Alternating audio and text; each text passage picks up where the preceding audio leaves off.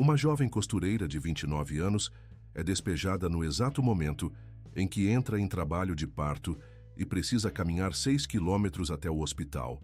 Mas o que acontece durante essa jornada desesperadora muda completamente sua vida. Ela encontra um homem misterioso na estrada, que para seu carro para ajudá-la, sem imaginar que esse encontro casual vai desencadear uma história de amor, sacrifício e revelações que transformarão não apenas seu destino, mas de todos ao seu redor. Antes de continuar a história, eu gostaria de pedir para você dar uma curtida nesse vídeo e se inscrever em nosso canal, assim você nos ajuda a sempre ter uma história emocionante por aqui e não perde as nossas histórias. Não se esqueça também de me contar nos comentários de onde está assistindo. É uma alegria saber que minhas histórias chegam em tantos lugares diferentes. O silêncio incomum daquela manhã escaldante de verão em Vila Esperança, pequeno distrito rural nos arredores de Teresina, capital do Piauí, carregava uma energia especial que parecia sussurrar promessas de mudanças profundas e irreversíveis. Rosa Maria dos Santos, aos 29 anos de uma vida marcada por privações, mas nunca por desistência, despertou em seu quartinho abafado muito antes do sol nascer por completo no horizonte seco do sertão piauiense, com uma sensação estranha que misturava ansiedade crescente e uma expectativa inexplicável que lhe apertava o peito como uma morsa invisível.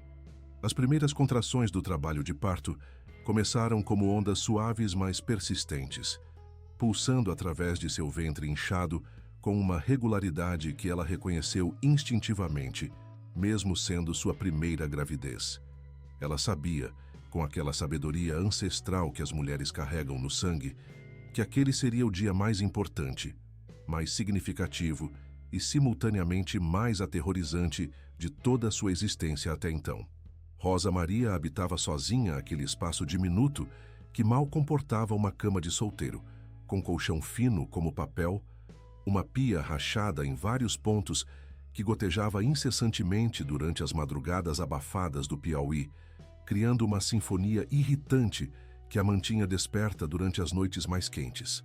Um banheiro microscópico sem porta adequada que ela escondia pudicamente com uma cortina de chitão colorido costurada por suas próprias mãos habilidosas. E uma janela de madeira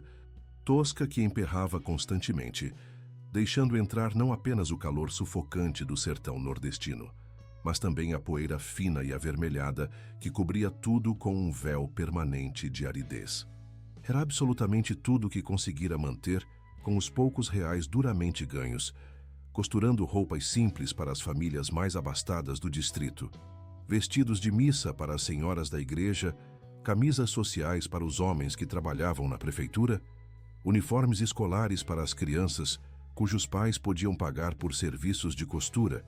e trocando bordados delicados e caprichados por mantimentos básicos no armazém do seu Raimundo, homem bondoso de 70 anos que sempre se compadecia de sua situação precária e ocasionalmente deslizava um pacote extra de açúcar cristal ou uma lata de leite condensado na sacola sem cobrar nada adicional, gesto simples que às vezes significava a diferença entre comer ou passar fome durante os dias mais difíceis. Desde muito pequena, ainda criança observando a mãe trabalhar até altas horas para sustentar a família, Rosa Maria desenvolveu 3 características fundamentais que moldaram sua personalidade como cicatrizes permanentes e definidoras. Primeira, uma dignidade absolutamente inabalável herdada de gerações de mulheres nordestinas guerreiras que a fazia enfrentar as maiores adversidades sempre de cabeça erguida, os ombros retos e o olhar firme, mesmo quando a fome apertava tanto que ela sentia o estômago doer. Segunda, um talento verdadeiramente extraordinário e raro para transformar qualquer pedaço de tecido, por menor, mais desbotado ou remendado que fosse, em peças únicas e surpreendentes através de sua técnica especial de costura silenciosa. Assim chamada, porque ela havia desenvolvido, por pura necessidade e consideração pelos vizinhos, a habilidade de trabalhar com sua Singer antiga durante as madrugadas, sem produzir o menor ruído, costurando na luz fraca de uma lamparina, quando a energia elétrica era cortada por falta de pagamento. O quartinho onde vivia há 3 anos, desde a morte da mãe, parecia ainda menor naquela manhã de tensão crescente. A terceira característica, talvez a mais marcante e definidora de todas, era uma independência feroz, quase selvagem, construída tijolo por tijolo, ponto por ponto, durante longos anos de abandono familiar, que lhe ensinaram da maneira mais cruel e definitiva que contar exclusivamente consigo mesma era não apenas a forma mais segura de sobreviver neste mundo impiedoso, mas frequentemente a única forma possível.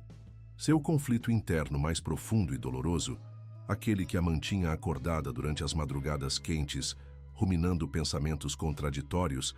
era justamente essa batalha diária e constante entre a necessidade desesperadora de aceitar ajuda quando estava literalmente com a corda no pescoço.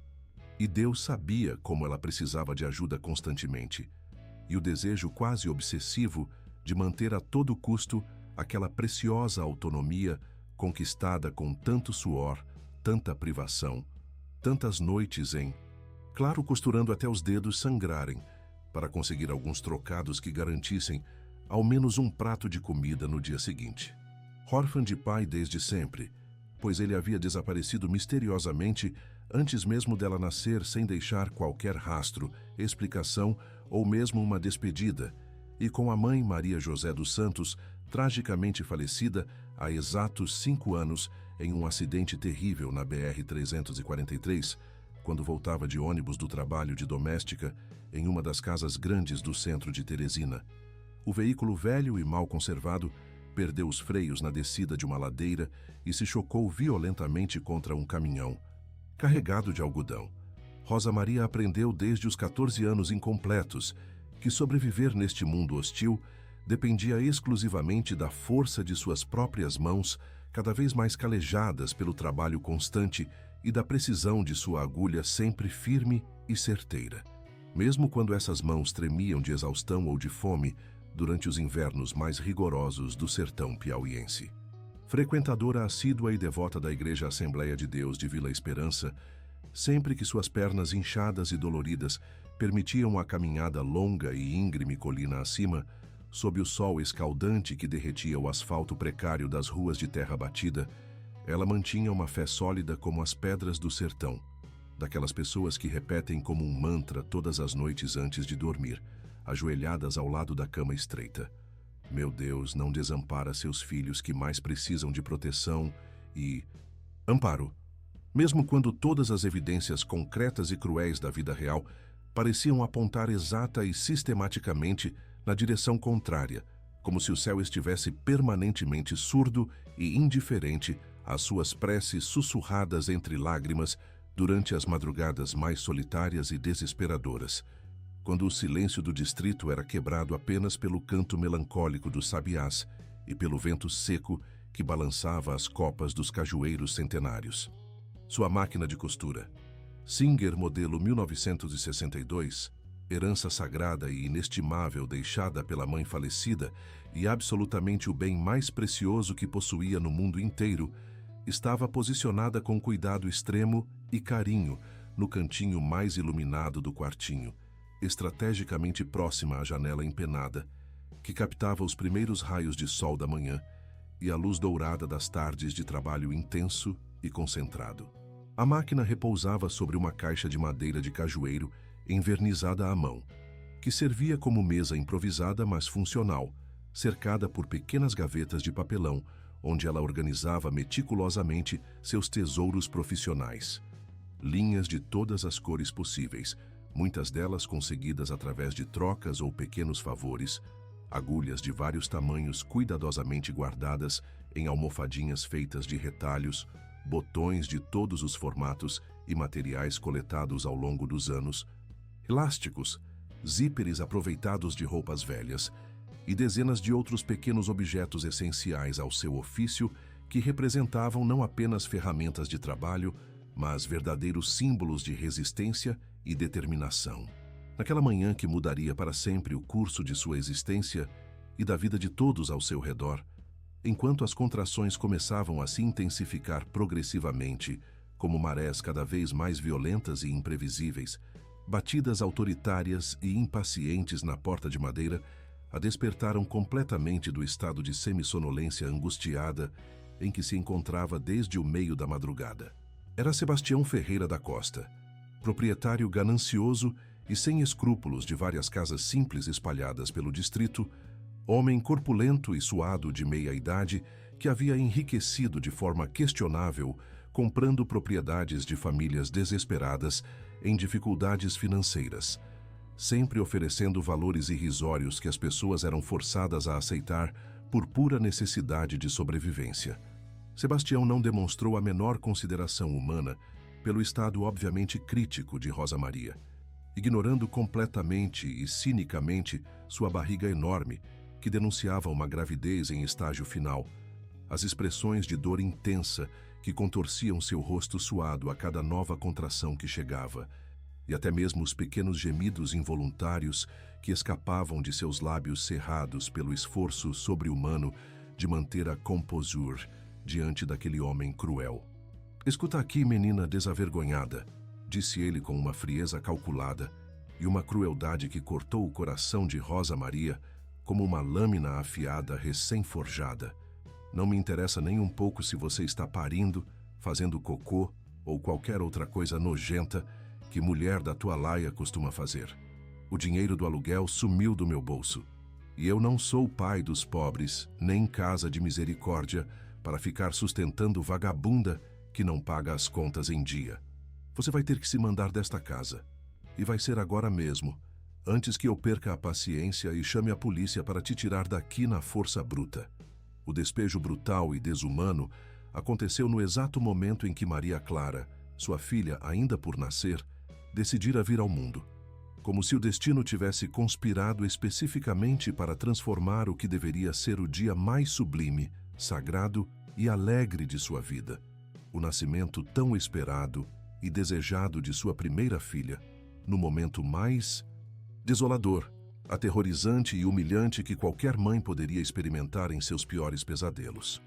Com uma mochila escolar surrada e remendada em dezenas de pontos diferentes, a mesma que usara durante os poucos anos que conseguiu frequentar a escola antes de ser forçada a abandonar os estudos para trabalhar e ajudar no sustento da família, ela juntou às pressas e com mãos trêmulas as poucas roupinhas minúsculas de bebê que havia costurado carinhosamente e com amor infinito durante os meses longos e solitários de gravidez, aproveitando cada pedacinho de tecido que conseguia obter, através de trocas, pequenos favores ou da bondade ocasional de algumas vizinhas, alguns documentos amarelados pelo tempo e pela umidade que comprovavam sua existência legal e a paternidade ainda não reconhecida da criança, e 2 pães de açúcar que restavam solitários em sua despensa praticamente vazia, testemunhas mudas de mais uma semana de privações alimentares severas. À frente dela se estendia uma missão que parecia não apenas fisicamente impossível de cumprir em seu estado avançado de gravidez, mas também potencialmente fatal para ela e para o bebê. Caminhar 6 quilômetros inteiros de estrada de asfalto irregular, sob o sol implacável do sertão nordestino, carregando sua bagagem miserável e lidando com contrações que se tornavam progressivamente mais fortes, mais dolorosas e mais frequentes a cada minuto que passava inexoravelmente. O Hospital e Maternidade Dr. Justino Luz, em Teresina, representava sua única âncora de salvação naquele mar de desespero que ameaçava engoli-la completamente, mas a distância que a separava dessa salvação parecia maior que a distância entre a terra e as estrelas. O sol de janeiro, aquele sol nordestino que derrete o asfalto e faz miragens dançarem no horizonte, já queimava com intensidade desumana quando Rosa Maria começou a percorrer muito lentamente, passo doloroso após passo doloroso, a estrada poeirenta e cheia de buracos, que ligava o pequeno e esquecido distrito de Vila Esperança à capital piauiense. Cada movimento de suas pernas representava uma verdadeira tortura física e emocional, que testava os limites de sua resistência humana. Cada contração nova a dobrava completamente ao meio, como se uma força sobrenatural estivesse espremendo todos os seus órgãos internos ao mesmo tempo, fazendo-a cair repetidamente de joelhos no asfalto escaldante que queimava sua pele através do tecido fino da saia, deixando marcas vermelhas e doloridas que se somariam às muitas cicatrizes que seu corpo já carregava como mapa de uma vida de dificuldades. As sandálias de borracha barata, únicas que possuía e que já estavam se desfazendo há muitos meses por total falta de dinheiro para comprar outras ou mesmo para consertá-las adequadamente, finalmente cederam completamente durante os primeiros quilômetros da caminhada infernal, deixando seus pés descalços e completamente vulneráveis ao asfalto fervente, às pedras cortantes que se espalhavam pela berma da estrada, aos espinhos secos dos mandacaros que cresciam selvagemente nas margens e aos cacos de vidro de garrafas quebradas que ocasionalmente apareciam pelo caminho rural, armadilhas invisíveis que ameaçavam cortar suas plantas já machucadas e sangrentas. O peso combinado da gravidez avançada, do desespero absoluto e da desidratação que começava a se instalar devido ao calor extremo fazia com que o ar quente e seco do sertão parecesse ainda mais insuficiente para seus pulmões ofegantes, como se ela estivesse tentando respirar através de um canudo entupido, enquanto lágrimas escaldantes de dor física insuportável e de humilhação profunda se misturavam ao suor abundante que escorria por seu rosto vermelho e inchado pelo esforço sobre-humano que estava fazendo para não desmaiar ali mesmo, no meio da estrada deserta, onde poderia morrer junto com sua filha sem que ninguém soubesse ou se importasse. A cada passo cambaleante que conseguia dar em direção ao hospital distante, como uma miragem cruel, ela murmurava orações desesperadas e fervorosas, aprendidas durante a infância na igreja, implorando com toda a força de sua alma ao Deus Todo-Poderoso, à Virgem Maria, aos santos de sua devoção, a qualquer força divina que pudesse estar escutando suas súplicas angustiadas, que não permitisse que sua filha nascesse ali mesmo, na estrada suja e perigosa, sob o sol implacável, como um animal, abandonado à própria sorte, sem qualquer assistência médica adequada, sem a dignidade mínima que todo ser humano merece no momento mais sagrado e importante da vida, o nascimento. Sua voz rouca e quebrada se perdia no silêncio absoluto da paisagem sertaneja, interrompido apenas pelo canto monótono e melancólico das cigarras escondidas nos galhos secos dos umbuzeiros, pelo zumbido irritante dos mosquitos que surgiam do nada para sugar o pouco sangue que ainda circulava em suas veias, e pelo som distante e ocasional de algum caminhão velho que passava em alta velocidade, levantando nuvens de poeira vermelha, mas cujos motoristas nem sequer diminuíam a velocidade para verificar se aquela figura solitária e cambaleante precisava de ajuda, como se ela fosse apenas mais um elemento da paisagem árida, invisível e sem importância. Foi justamente na descida mais íngreme e traiçoeira da estrada, no ponto exato onde a pista fazia uma curva perigosa entre dois morros pedregosos cobertos de caatinga ressecada, quando uma contração particularmente violenta e prolongada a fez desabar completamente sobre o asfalto quente como uma chapa de ferro deixada no sol, que o destino resolveu intervir de forma completamente inesperada e verdadeiramente miraculosa. Antônio José de Lima, produtor artesanal de cajuína e outros doces tradicionais piauienses, de origem humilde mas coração generoso, que havia se estabelecido na região há 25 anos, depois de migrar de uma cidade ainda menor no interior do Maranhão em busca de melhores oportunidades de vida, dirigia sua caminhonete Ford F1000 azul clara pelo caminho rural quando avistou de longe a figura inconfundível de uma mulher claramente em situação desesperadora, caída à beira da estrada, como um animal ferido. Homem de 48 anos bem vividos e duros, mas que haviam ensinado muito sobre solidariedade e compaixão humana, com mãos calejadas e curtidas pelo trabalho honesto e árduo com a terra seca do sertão, ombros largos de quem carregava fardos pesados todos os dias desde a juventude, e olhos castanhos profundos e bondosos que refletiam uma educação cristã sólida recebida de pais analfabetos, mas ricos em valores morais e espirituais que nunca aprenderam a ler livros, mas sabiam de cor todos os ensinamentos de Jesus Cristo. Ele freou bruscamente sua caminhonete, sem pensar duas vezes nas consequências, e saltou do veículo antes mesmo que as rodas parassem completamente de girar, correndo desesperadamente para socorrer aquela desconhecida em apuros óbvios. Um pequeno terço de madeira de cajueiro entalhado à mão por um artesão local pendurava do espelho retrovisor interno de sua caminhonete, balançando suavemente a cada movimento do veículo como um pêndulo hipnótico, enquanto uma Bíblia de capa de couro marrom, gasta pelo manuseio frequente e amoroso, descansava cuidadosamente aberta no porta-luvas, sempre na página dos Salmos que ele lia todas as manhãs antes de começar o trabalho, evidências concretas e visíveis de sua fé profunda e inabalável e do compromisso genuíno e diário com os valores cristãos que norteavam absolutamente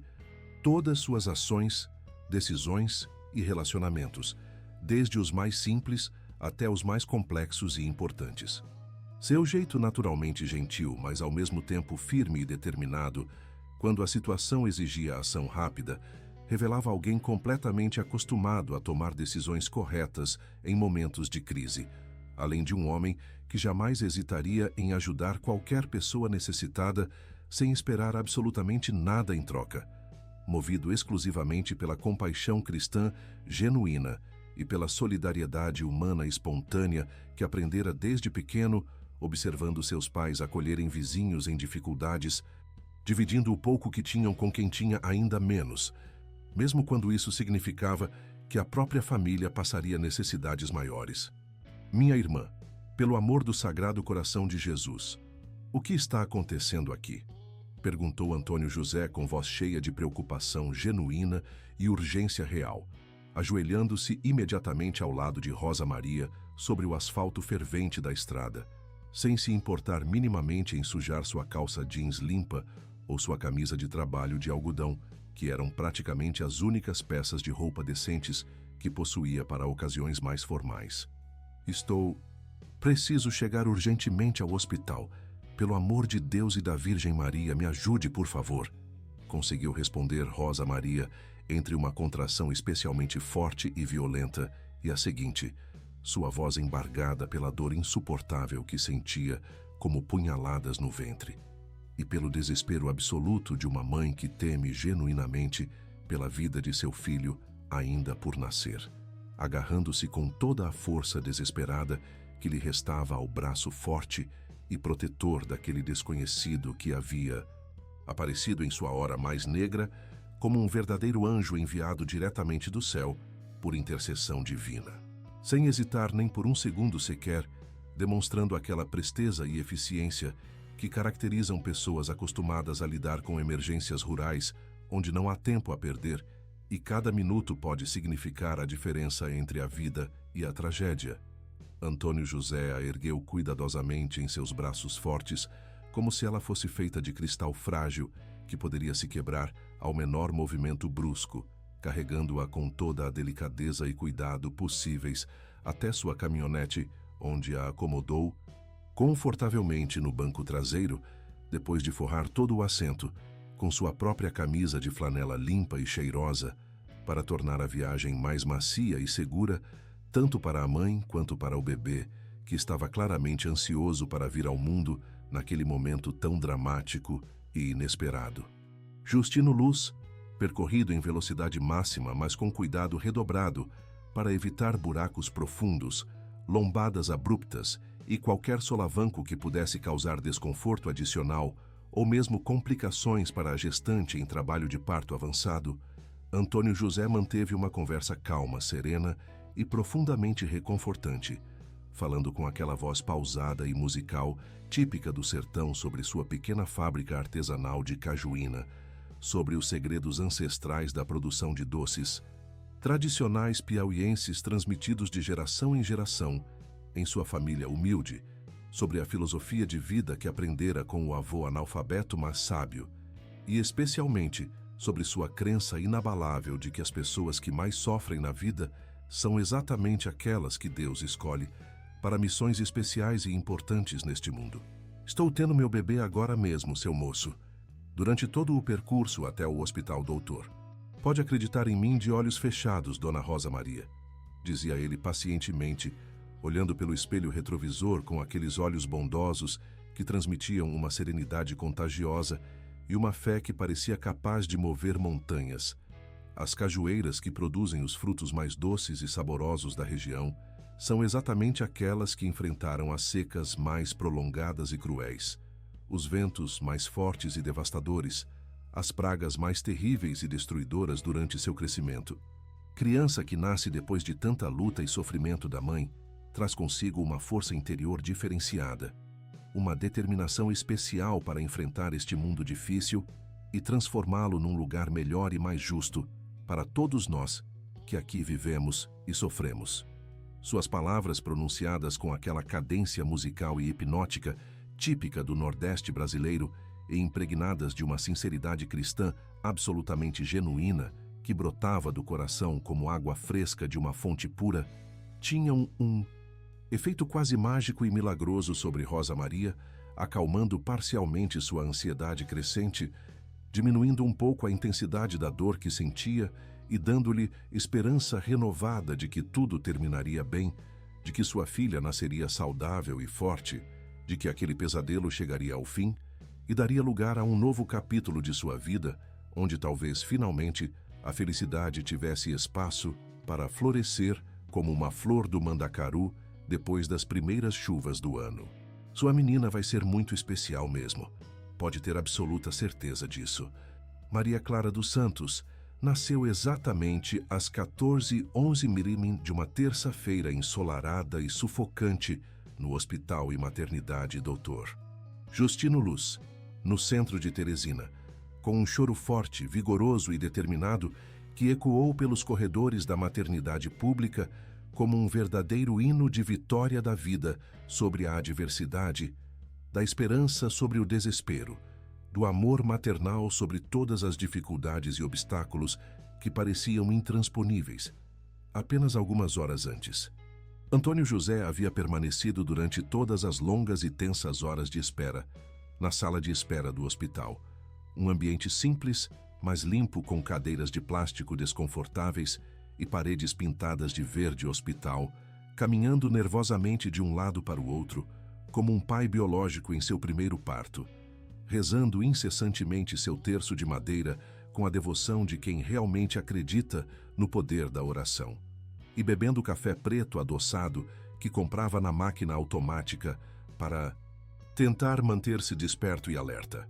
Quando a enfermeira finalmente emergiu da sala de parto, com um sorriso radioso e libertador estampado no rosto cansado, mas profundamente satisfeito, anunciando com alegria evidente que tanto a mãe quanto a recém-nascida estavam perfeitamente bem e saudáveis, sem qualquer complicação decorrente do parto difícil e das circunstâncias dramáticas que o antecederam, Antônio José suspirou aliviado, de uma forma tão intensa e profunda, que percebeu naquele momento ter ficado segurando a respiração durante minutos inteiros, como se sua própria vida e salvação dependessem exclusivamente do desfecho positivo daquele nascimento que ele havia testemunhado desde o início de forma tão inesperada e providencial. Lágrimas de alegria pura e de agradecimento sincero brotaram de seus olhos cansados, enquanto ele murmurava orações de gratidão ao Altíssimo, prometendo ser eternamente grato por ter sido escolhido como instrumento da providência divina naquele dia especial que mudaria para sempre não apenas a vida de Rosa Maria e da pequena Maria Clara, mas também a sua própria existência, que a partir daquele momento ganharia um propósito e um significado que ele nem sabia estar procurando há tanto tempo. Mas foi quando soube, através da assistente social do hospital, uma mulher bondosa e experiente,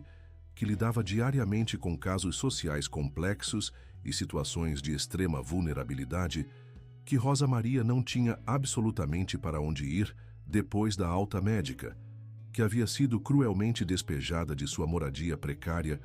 exatamente no dia do parto por um proprietário sem coração, e que estava completamente desamparada no mundo, com uma recém-nascida nos braços e sem qualquer rede de apoio, familiar ou social, que Antônio José tomou espontaneamente uma decisão que mudaria para sempre o rumo de todas as vidas envolvidas naquela história extraordinária que estava apenas começando a se desenrolar. O alívio que sentiu foi tão grande e avassalador que suas pernas tremeram e ele precisou se sentar numa das cadeiras da sala de espera para não desmaiar de emoção e gratidão a Deus pela intervenção divina que havia permitido que tudo terminasse bem. "Escute bem o que vou lhe dizer, doutora", disse ele à assistente social, com aquela determinação silenciosa e inabalável que caracteriza pessoas de caráter sólido, forjado nas dificuldades da vida, as mãos calejadas, descansando sobre o chapéu de palha que segurava no colo. "Eu tenho uma casa antiga de taipa e madeira que comprei há alguns anos com a intenção de reformar completamente e transformar numa pequena pousada rural para turistas que visitam nossa região. A casa fica localizada num lugar bem alto e bonito, no meio da propriedade onde tenho minha fábrica de cajuína, pertinho de um açude que nunca seca mesmo nos anos mais difíceis de estiagem, com uma vista linda da Caatinga que se estende até onde a vista alcança." Ele fez uma pausa para organizar melhor suas ideias e escolher as palavras certas, consciente de que estava tomando uma decisão que poderia parecer imprudente para os padrões da sociedade, mas que sabia ser absolutamente correta aos olhos de Deus e de sua própria consciência cristã. "No momento, essa casa está completamente vazia e meio abandonada, eu confesso, mas já tem toda a estrutura básica e essencial necessária para se viver dignamente. Água encanada, que vem direto do açude e é tratada naturalmente pelas pedras, energia elétrica ligada na rede oficial, banheiro funcionando perfeitamente bem, uma cozinha simples, mas muito funcional, onde se pode preparar qualquer tipo de refeição, e quartos amplos e arejados, onde uma família pode viver com conforto e privacidade." A assistente social o olhava com uma mistura de surpresa e admiração, pois estava acostumada a ver muito mais egoísmo e indiferença humana do que gestos de solidariedade genuína como aquele que estava presenciando. "Eu não tenho família própria. Vivo sozinho há muitos anos. Tenho condições de ajudar. E mais importante que tudo isso, acredito firmemente que foi Deus quem colocou essa moça no meu caminho, hoje, para que eu pudesse cumprir minha obrigação cristã de acolher quem precisa de ajuda." A casa em questão ficava estrategicamente posicionada numa pequena elevação no meio da propriedade rural de Antônio José,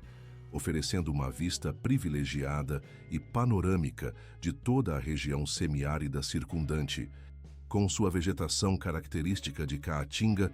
que mudava de cor conforme as estações.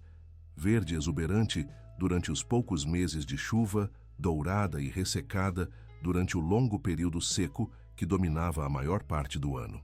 Elas podem ficar lá morando tranquilamente, pelo tempo que for necessário, sem pagar absolutamente nada, até conseguirem se organizar definitivamente na vida e encontrarem uma situação melhor e mais estável. Era uma construção típica do interior nordestino do século XIX, feita de taipa de pilão e madeira de aroeira pelos antigos moradores da região, que Antônio José havia adquirido junto com o terreno quando decidiu expandir seus negócios e construir uma fábrica maior para sua produção artesanal de cajuína e outros doces regionais.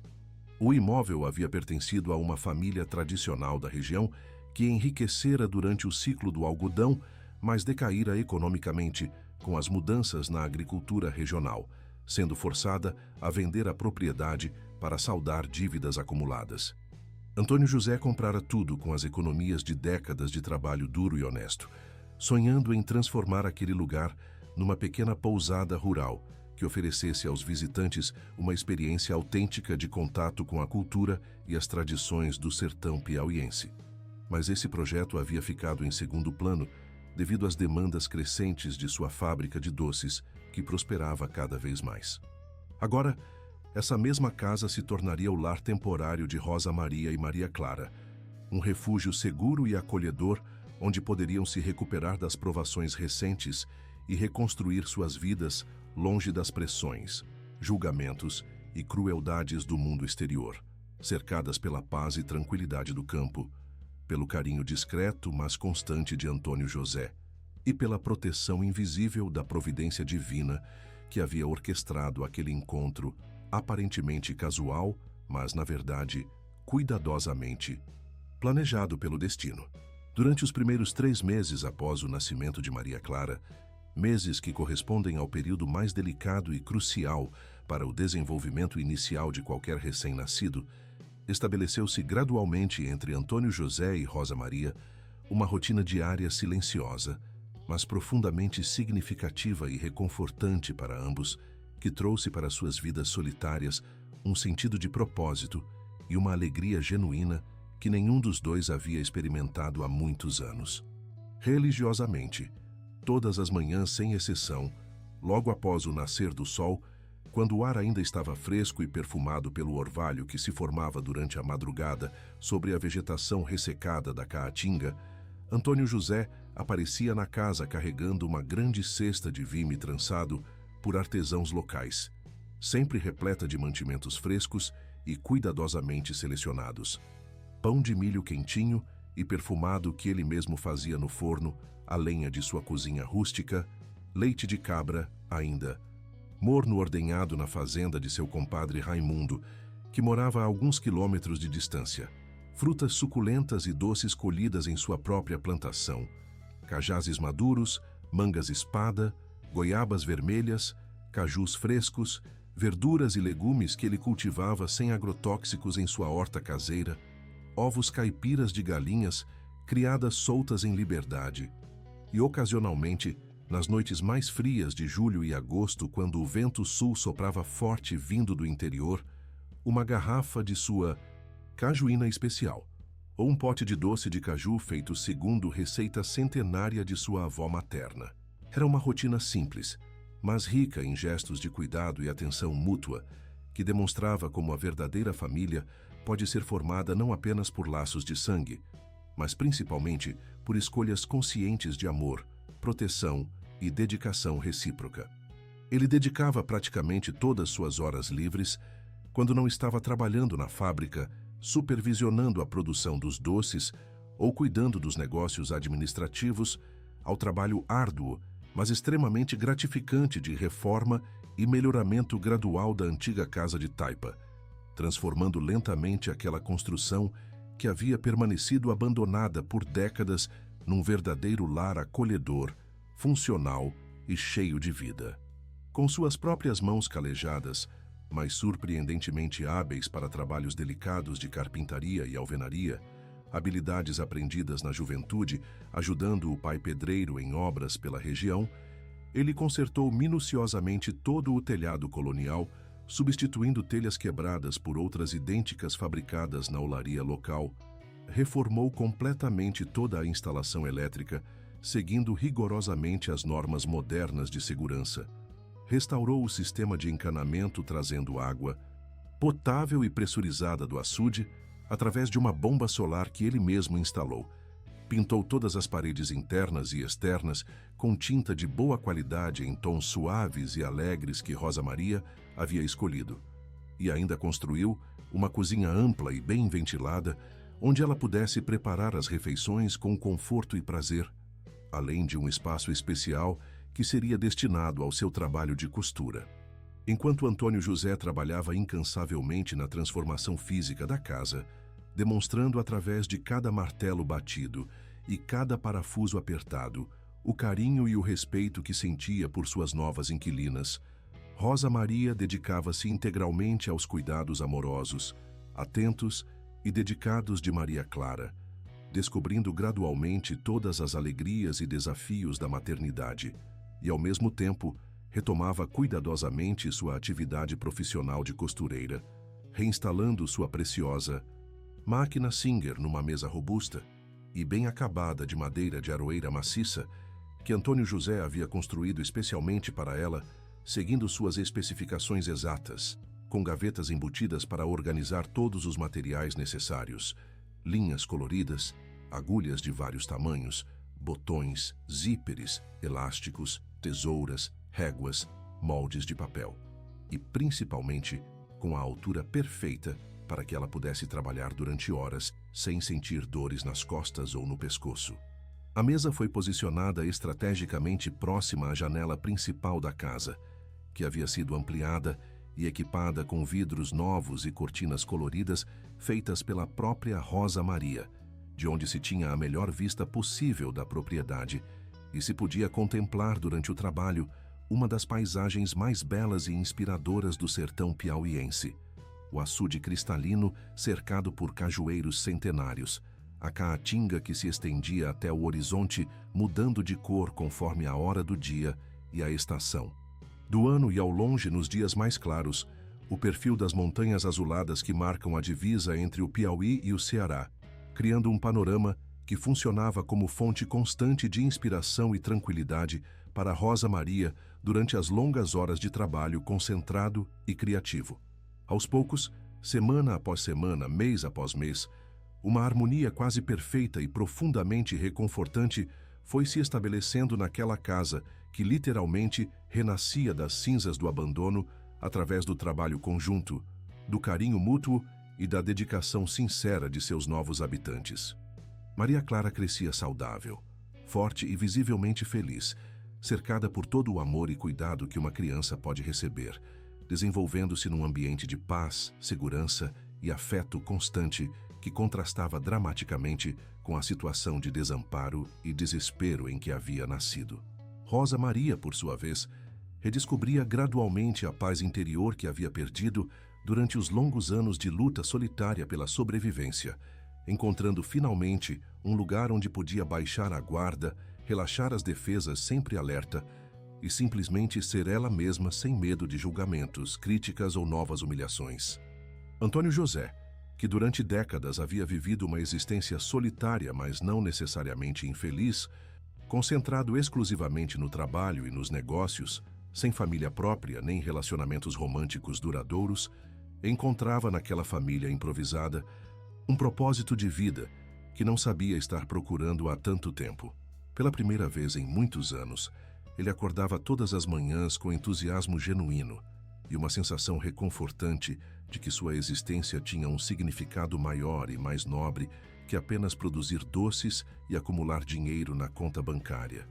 Cuidar de Rosa Maria e Maria Clara, protegê-las, garantir seu bem-estar e felicidade, havia se tornado sua missão principal na vida, uma razão para trabalhar com ainda mais dedicação e uma fonte inesgotável de alegria e satisfação pessoal. A primeira pequena nuvem negra nesse céu aparentemente sem tempestades e problemas surgiu de forma completamente inesperada quando Rosa Maria descobriu, através de uma casualidade que poderia facilmente ter passado despercebida, que Antônio José estava discretamente vendendo equipamentos valiosos e importantes de sua querida fábrica de doces para financiar as reformas custosas da casa e garantir o sustento confortável e farto das duas, sem que elas precisassem se preocupar com questões financeiras ou passar qualquer tipo de necessidade material.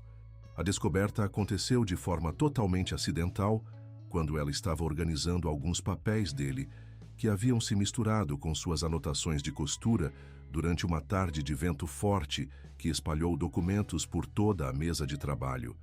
e acabou encontrando uma série de recibos bancários e notas de venda escondidos discretamente entre as páginas de sua caderneta pessoal de controle de produção e vendas da fábrica. Os documentos revelavam uma sequência de transações comerciais significativas e preocupantes que ela jamais poderia ter imaginado. A venda de uma máquina industrial de envase automático de última geração que havia custado uma pequena fortuna e era essencial para aumentar a produtividade da fábrica. Diversos equipamentos de refrigeração industrial necessários para conservar adequadamente os doces durante o transporte e armazenamento. Um furgão refrigerado usado para entregas que representava a possibilidade de expandir o mercado para outras cidades da região, parte considerável de sua safra de caju mais preciosa e procurada que havia sido cuidadosamente processada e estava reservada para clientes especiais dispostos a pagar preços premium, e até mesmo algumas terras produtivas que ele havia comprado anos antes como investimento para o futuro, sonhando em expandir ainda mais seus negócios quando tivesse capital suficiente acumulado. Aquela noite, depois de colocar Maria Clara para dormir tranquila e quentinha em seu berço de madeira artesanal, que Antônio José havia encomendado especialmente a um carpinteiro tradicional da região, Rosa Maria o confrontou com lágrimas sinceras, brotando abundantemente de seus olhos castanhos, a voz embargada pela emoção intensa e contraditória que sentia. Uma mistura explosiva de gratidão profunda e infinita pelo que ele estava fazendo, admiração genuína por sua generosidade sem limites, mas também preocupação séria e legítima com o futuro dele e com as consequências que esses sacrifícios extremos poderiam ter para sua estabilidade financeira e profissional a longo prazo. Antônio José, disse ela com toda a delicadeza possível, mas também com a firmeza de quem precisava ser absolutamente honesta sobre uma questão tão importante, segurando cuidadosamente aqueles recibos que representavam anos de trabalho árduo e investimentos inteligentes sendo transformados em dinheiro líquido para benefício exclusivo dela e de sua filha. Você não pode continuar sacrificando assim o trabalho de uma vida inteira, destruindo seu futuro financeiro e profissional por nossa causa. Isso não é justo nem correto com você mesmo, e não é digno da nossa parte aceitar tamanha generosidade sem questionar as consequências. Sua fábrica de doces é seu sonho realizado, sua paixão de décadas, seu sustento garantido e sua segurança para a velhice. Nós não podemos, em sã consciência, aceitar que você destrua tudo isso por nossa causa, por mais que precisemos de ajuda. Antônio José ouviu suas palavras com aquela paciência serena e atenta que sempre demonstrava quando alguém falava algo importante. Depois apenas sorriu com aquela doçura natural e reconfortante que havia se tornado tão familiar e preciosa para ela durante aqueles meses de convivência harmoniosa, seus olhos bondosos refletindo uma paz interior profunda e uma certeza inabalável que transcendiam qualquer preocupação material ou financeira imediata. Veja bem, Rosa Maria, respondeu ele com aquela voz grave, pausada e profundamente musical, que tinha o dom natural de tranquilizar até os corações mais angustiados e as mentes mais preocupadas. Durante todos estes longos anos, trabalhando sozinho na produção de doces, vendendo cajuína pelas cidades vizinhas, cuidando dos negócios administrativos, acumulando dinheiro na conta bancária, sem saber muito bem para que servia tanta economia, eu nunca consegui encontrar um propósito realmente maior e mais significativo para minha existência neste mundo. Vivia como um robô programado. Acordava de manhã, trabalhava durante o dia, contava o dinheiro à noite, dormia e repetia a mesma rotina no dia seguinte, sem alegria verdadeira, sem emoção genuína, sem a sensação reconfortante de que minha vida fazia diferença na vida de outras pessoas. Ele fez uma pausa reflexiva, contemplativa, olhando através da janela aberta para as estrelas que brilhavam intensamente no céu limpo da noite sertaneja, completamente livre da poluição luminosa das grandes cidades, onde cada ponto de luz parecia uma promessa divina de que tudo sempre termina bem para aqueles que têm fé e praticam a caridade cristã. Era o sorriso de um homem que havia finalmente encontrado o verdadeiro sentido de sua existência e não estava disposto a questioná-lo ou modificá-lo por causa de considerações práticas que outros pudessem considerar sensatas ou prudentes. Agora, pela primeira vez em toda a minha vida adulta, eu acordo todas as manhãs sabendo exatamente por que estou vivo, qual é meu propósito neste mundo, por que Deus me colocou neste lugar e neste momento específico da história. Ver vocês duas felizes, seguras, protegidas e bem cuidadas vale infinitamente mais do que qualquer quantidade de dinheiro que eu possa ter no banco ou qualquer sucesso profissional que eu possa alcançar com minha fábrica de doces, por mais importante que ela seja para minha vida material. Muito obrigado por ter acompanhado até o final esta jornada emocionante de Rosa Maria, Antônio José e Maria Clara no sertão piauiense. Esperamos que esta história de superação, amor incondicional e família construída através de escolhas conscientes tenha tocado profundamente seu coração. Se você se emocionou com esta narrativa sobre a força da mulher nordestina, o poder transformador do amor verdadeiro e a beleza de recomeçar, quando tudo parece perdido, Não se esqueça de se inscrever no nosso canal e deixar seu like no vídeo. Isso nos ajuda imensamente a continuar trazendo histórias que realmente fazem a diferença. Todos os dias compartilhamos novas narrativas inspiradoras sobre superação, amor, família e os desafios da vida real brasileira. Queremos saber sua opinião. Qual momento desta história mais te emocionou? Com qual personagem você mais se identificou? E conte pra gente de qual cidade está assistindo. É sempre uma alegria saber que nossas histórias chegam a todos os cantos do Brasil. Te esperamos amanhã com mais uma história que vai fazer você acreditar ainda mais no poder do amor verdadeiro.